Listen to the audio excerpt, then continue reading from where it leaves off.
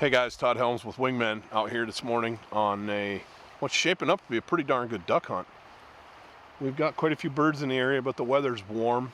But they've flown pretty well this morning. They were out feeding most of the night last night under a full moon, and they've been trading back in to the river. One of the questions that we get, that I get quite often is, especially, guys just starting out, beginning, say, how do you call ducks? And it's not necessarily about how you blow your duck call as much as it is knowing when to call ducks. I've found over the years that knowing when to blow your call and when not to blow your call is huge. It's imperative. You can very easily overcall ducks, especially heavily pressured ducks, if you're blasting your call all the time at them. But I'd like to go over some of the things, my routine about how I work ducks into a spread.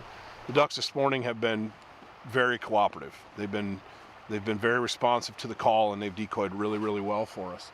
But again, that question, how do you know what sounds to make and when to make them? So basically, I subscribe to the philosophy with ducks that less is more.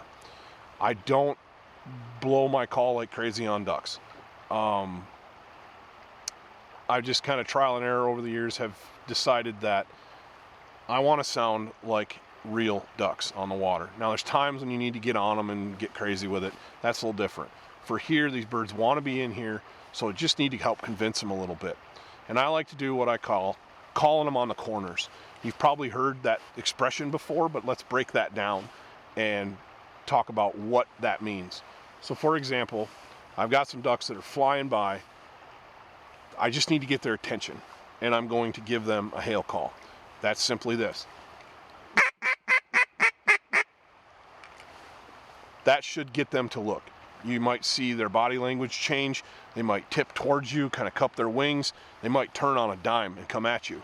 As soon as you get that bird's attention and they turn and they know you're there and they see you, that's when I back off on the call. A lot of guys will keep blaring them right in the face. You're going to flare birds, especially educated, pressured birds.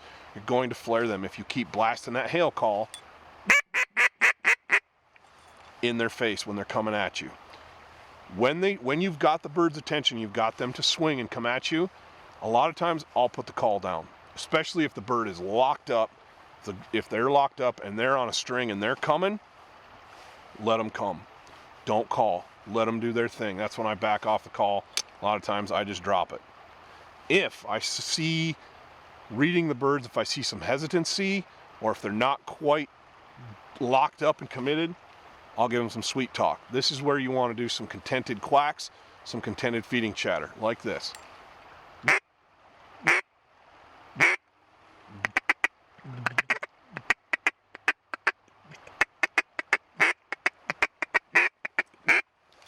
That's contented. That sounds like ducks contentedly feeding or resting on the water. That's going to build confidence in those birds and get them to finish in your spread. So hey, put these things to practice and see what happens. I think you'll be happy with your results, but experiment, find what works for you. And it's going to be different on different days. Some days you can blast that duck, those calls all day, and they won't pay any attention to you. Other days you hit them once and they turn and they lock up and they come right in. Read the bird's body language, see what they're doing, see what they want. I hope this helps. Till next time, we'll see you in the field.